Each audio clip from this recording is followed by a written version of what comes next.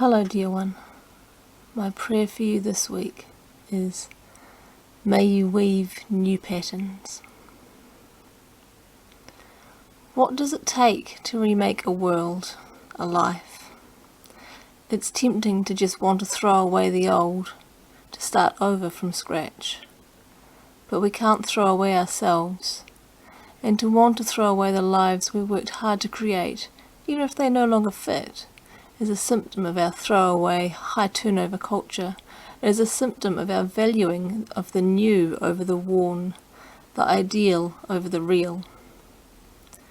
Over the last week, I've really noticed in myself a longing to move forward already, to be in the new life I'm trying to create, to just have all that hard, messy work done, over.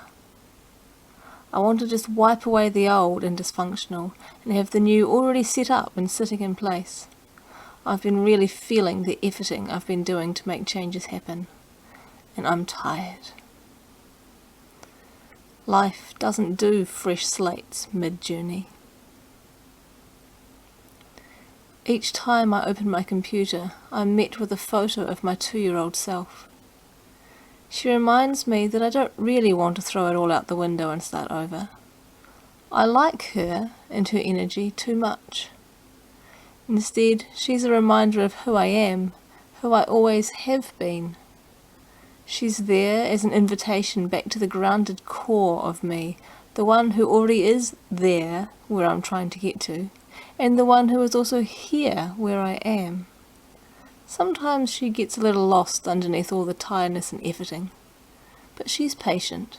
She'll wait for me to remember and come back. This week, amidst all my efforting, she reminded me, or maybe suggested, that there is a softer way to get where I want to be.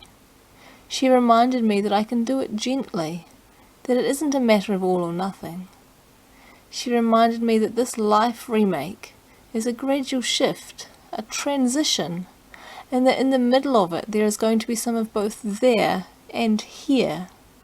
She reminded me that I can't force out the old to make room for the new. The new must be planted in what is already here. The old must be softened, broken down, not simply discarded, so that the new can take root. It is as we soften into change that we love ourselves into new patterns of being, not by force, not by willpower. Spinning, weaving energy does not need to take force.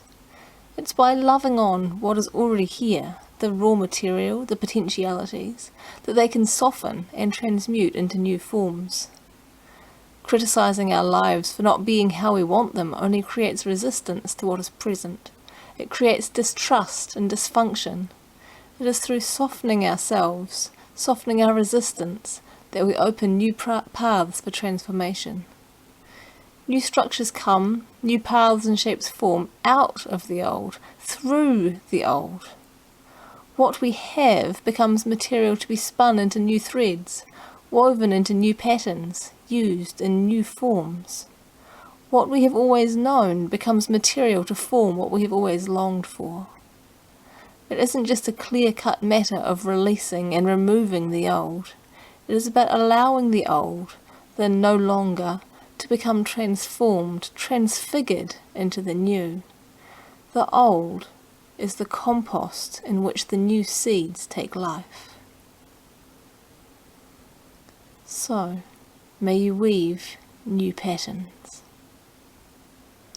And if you'd like to explore this further with some journaling prompts, find the link down the description over to my Patreon and find them there. Thank you for joining me.